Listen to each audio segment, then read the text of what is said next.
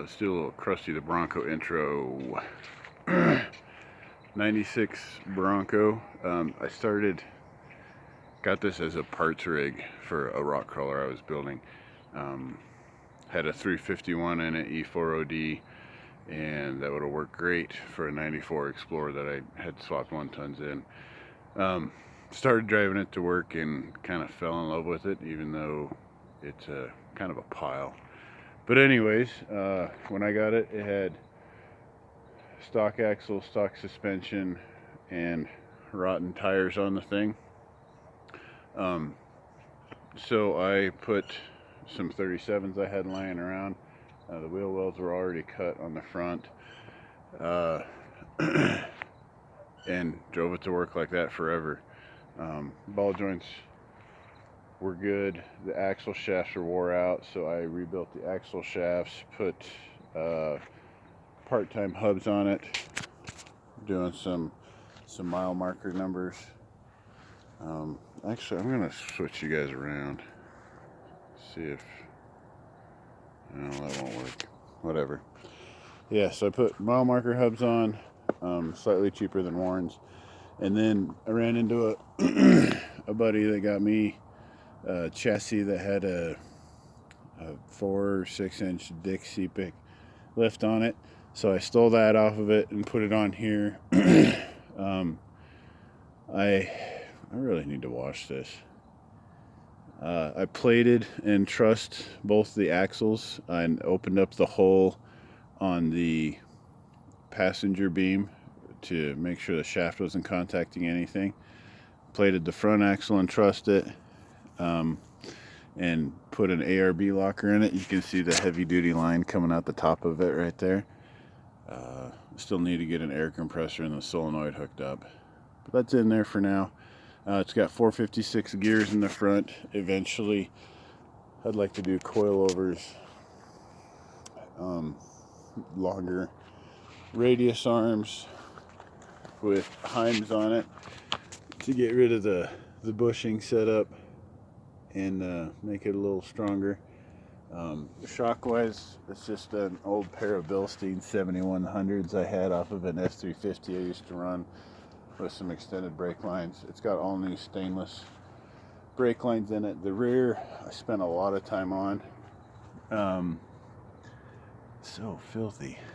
I built these shackles. They're boxed all the way up, 3/16 plate, rough stuff bushings, and then so this is a 2.5 inch bushing. This is a 2.5 inch leaf, and the reason I used a 2.5 inch bushing is this is a shackle hanger off of a Chevy truck. I believe it's early 90s with the 63 inch springs. They're 8 inches long versus the Fords, maybe even longer than that. Anyways, they're much longer than the Ford shackle hanger, so that allowed me to get an 8 inch shackle in there with plenty of room. We're running Deaver Q80 leaf springs. I wish I'd gone, so these are 56, 57 inches long. I wish I'd gone with the 63, 64 inch springs, just because there'd be less pinion angles change, which would be a little healthier for that joint back there. But it is what it is.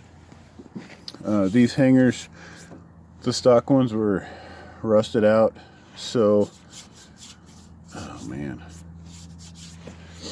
These are off of a 71 F100, and I boxed them in, plated this side and the other side to make that bolt hole last a little longer. And I've got a shock mount bracket up here. Video sucks, but whatever. Just trying to make some content here. So, shock mount, you can kind of see, goes back up in there. And I've got the hangers for the reservoirs. The shocks I'm using are 14 inch by 2.5 inch Walker Evans Racing coilovers, no coils on them. until I can get some bypasses to put in there. For the rear end, I'm using an 8.8 rough stuff housing, rough stuff perches, and then I made my own lower shock mounts to go with the upper shock mounts, and it's a 456 gears with a Detroit locker in the back, which is a little funky in something this short. I'm not sure if I'm gonna stay with that long term or not. So yeah, that's the gist of what we got. Nothing crazy fancy with the engine. Just a stock 351 Champion radiator. It's the old one rotted out. This is still in here for giggles. When I got it, it had a stereo system in it of some sort with a circuit breaker for a house. It's all disconnected, but it's just in there still. Need to get that cut out. But it runs great. Initially,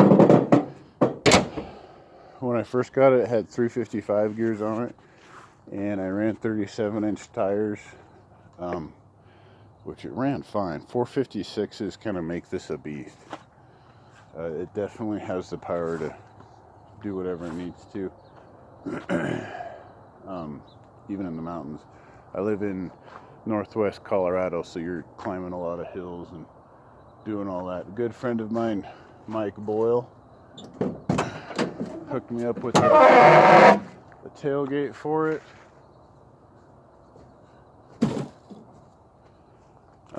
Nice clean black one. What a mess. So I got to figure out why the glass isn't coming up. I think there's a safety switch he was telling me that might need some help in there. Yeah, this has been like, it's been a 2-year project, maybe even 3. I don't remember when I started this thing. Just you know, when I have time off and that kind of thing, and it kind of snowballed. Initially it was going to be throw the F-150 lift kit in there and be done with it, and had problems with the rear end, so I went nuts on the rear end, and snowballed into what it is. My plan is to put fiberglass over this and chop all this extra inner fender off, maybe do a liner in there to keep it from rotting out anymore, and fiberglass fenders in the front, fiberglass in the rear, 2 bumpers. I'm not gonna do a 2 bumper in the rear. I'm gonna do more of a pipe bumper, like a 4-inch pipe. And the reason for that is to A, keep it simple, and B, I want to put pivots on it for carrying the spare tire carrier on the bumper itself, and I don't want to have any problems with that. So I want to have a spare tire on one side and gas cans, maybe another tray on the other side. That way, plenty of options, and then have a hitch in there for towing a trailer. It's lifted probably pretty close to 6 inches, all said and done. But yeah, it's a comfortable ride just in the little bebopping around the yard that I've done. Really soaks stuff up. Anyways, I'm gonna try and make some more videos about this, clean it up a little bit, and these are gonna go away long term. I'd like to get some, I've got some Alcoa 15-inch, sorry, by these I mean the 16.5s and 37s. I've got some 15-inch Alcoas I might run. The 37s seem to work pretty good on it, but we'll see how everything fits once I get glass on it and all that. I might go down to 35s again. This isn't really meant to be a rock crawler, more of a just go out and ride trails with the family kind of a deal. anyways, that's what's happening.